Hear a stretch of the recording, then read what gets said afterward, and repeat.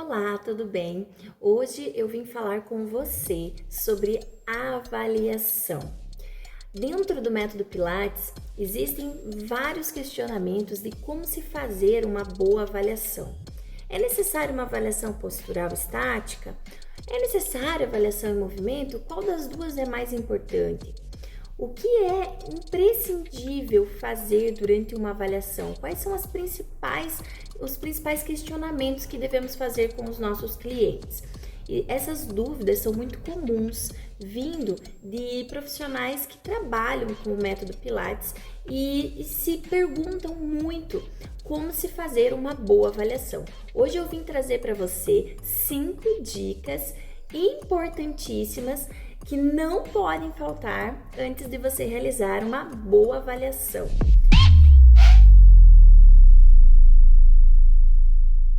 E a primeira dica que eu dou é: avalie o cliente como um todo. Sabemos que muitas disfunções são psicoemocionais, então precisamos fazer vários questionamentos para esse cliente de como ele se encontra no momento.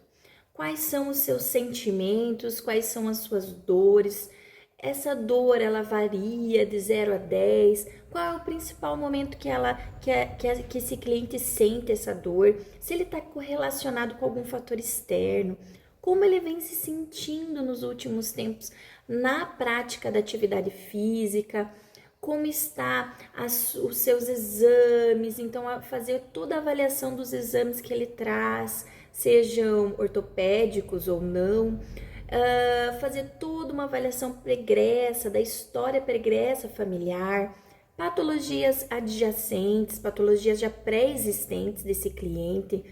É muito importante também fazermos algumas avaliações voltadas para perguntas simples de se tem dormido bem, qual tem sido o tempo desse sono, como tem sido sua alimentação, se o intestino tem funcionado bem, se tem tomado algum tipo de medicamento, quais medicamentos tem tomado, a respeito também da sua vida cardíaca, né? Como tem sido, se tem sentido falta de ar, se tem sentido dores no peito, se está em sobrepeso, fazer os cálculos do IMC, né, para fazer essa correlação se esse cliente tem um fator de risco, se está em obesidade ou não, se está num sobrepeso de repente. Então, fazer todas essas avaliações iniciais, essas perguntas iniciais que não podem faltar, que é o que a gente designa de anamnese inicial.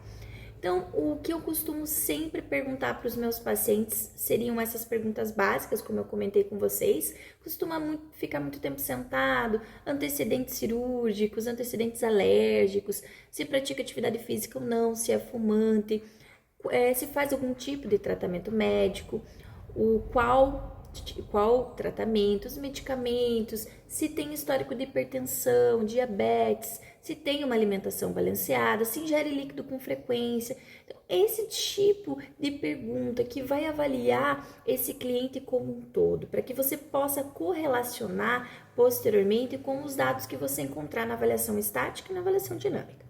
Segunda dica que eu dou para vocês: escute o seu paciente. É por isso que ele tem 2 ouvidos e uma boca. E você também 2 ouvidos e uma boca. Então, você tem 2 ouvidos para ouvir mais e falar menos. E no sentido do paciente, é importante que a gente dê essa oportunidade para que ele fale sobre ele mesmo, para que ele conte o que ele vem sentindo e você possa ouvi-lo, não somente indagá-lo, mas ouvi-lo. Isso é muito importante. Quais as principais limitações físicas que foram aparecendo com o passar do tempo? Como ele vem se sentindo nas aulas de Pilates? Quais suas principais dificuldades e facilidades? Isso é muito importante, perguntar e ouvi-lo falar. Quais são suas principais dificuldades? Ele falando, nós conseguimos fazer um novo planejamento, algumas mudanças, algumas alterações que são necessárias na hora da abordagem de todo o processo do tratamento, seja a curto, a médio, a longo prazo. E a terceira dica que eu dou também é a respeito da avaliação estática. E eu acho muito importante a gente avaliar o paciente, cliente, de uma forma estática e de uma forma dinâmica. Então, o título dessa terceira dica é: não desvalorize a avaliação estática. Sabemos que a avaliação dinâmica é muito importante. Nós realizamos com frequência, desde o momento inicial daquele primeiro contato, onde colocamos o cliente para fazer algumas atividades físicas, desenvolver alguns movimentos, seja de flexibilidade ou de força, ou seja de equilíbrio, para avaliar essa consciência corporal, essa condição dessa receptividade, como essa pessoa ela desenvolve o método e como ela está, né, fisicamente, seja no sentido dos membros superiores, dos membros inferiores, do abdômen, da coluna, como que ele se posiciona na atividade. E fazemos toda aquela avaliação física. A avaliação dinâmica não tem o que a gente contestar. Sabemos que é muito importante nós colocarmos eles nos equipamentos e avaliar de forma dinâmica. Muitas vezes ele se comporta diferente na estática do que na dinâmica. Mas a avaliação estática, ela nos dá informações importantíssimas. E o que a gente observa é que muitos profissionais desvalorizam a avaliação estática. A avaliação postural acabam desenvolvendo durante a avaliação dinâmica, identificando algumas alterações posturais de cervical, de ombros, de coluna como um todo, do quadril, os joelhos e pés, e finaliza ali. Mas a avaliação estática, ela é importante em todos os posicionamentos, seja anterior, perfil, posterior, tirar a foto desse paciente, correlacionar em softwares que nós podemos confirmar essas alterações posturais. O Sapo é um software muito utilizado, eu utilizo na minha prática clínica. É um software de avaliação postural, ele é gratuito e ele nos dá a possibilidade de colocar a foto do nosso paciente ao lado de uma foto padrão e fazermos essa confirmação, correlacionar esses fatos que a gente observou no presencial, confirmá-los num momento de estudo, onde a gente vai até trazer essas fotos posteriormente para estudos. E sabemos que os estudos científicos, eles precisam aumentar na área do método Pilates para que a gente possa ter algumas comprovações científicas. Então, as fotos eu acho de extrema necessidade também posicionarmos o nosso paciente em todas as vistas, como eu comentei, anterior, perfil, posterior, e avaliá-lo. Não só a cabeça, mas é importante a gente avaliar, por exemplo, numa vista anterior, o posicionamento das palmas das mãos, o ângulo de Thales, a cicatriz umbilical, as cristas ilíacas, o posicionamento do hálux, que é uma coisa que muitas pessoas desvalorizam, mas ali avaliando bem aquele pé, se é plano, se é cavo, se o hálux está supinado, pronado, muitas vezes nós sabemos como está a descarga de peso desse paciente, como está a pisada desse paciente nessa descarga de peso, fazer essa avaliação mais específica da marcha, porque sabemos que muitas disfunções elas são cruzadas, então elas caem de ombros, quadris para joelhos e pés, e é importante avaliarmos de uma forma mais precisa essas vistas. Lateralmente, por exemplo, precisamos avaliar esse tronco, se ele tem alguma rotação ou não, os membros superiores, se eles têm a postura mais fletida ou não. Sabemos que as pessoas têm uma postura mais fletida nos últimos tempos. Costumo dizer que estamos numa geração de dinossauro, onde as pessoas acabam ficando muito tempo numa postura fletida, pelo fato de ficarem muito tempo em frente ao computador, em frente aos dispositivos eletrônicos. Porém, a gente só consegue confirmar muitas vezes esse posicionamento se a gente avaliar de forma estática, porque a dinâmica ela pode nos dar mais de uma informação, né? Muitas vezes não conseguimos ter certeza daquela informação, porque ele está em movimento. O movimento é importante? Mas para uma avaliação também é importante a postura estática. E eu vou defender esta questão nesse momento. E, por exemplo, numa vista posterior, é de extrema importância também avaliarmos as pregas glúteas, por exemplo, as pregas poplíteas, gibosidade torácica, que vem a confirmar muitas vezes a escoliose, e a gente sabe que muitas pessoas acabam tendo a escoliose, o desnível de ombros, mas a confirmação através da avaliação da gibosidade é importantíssimo.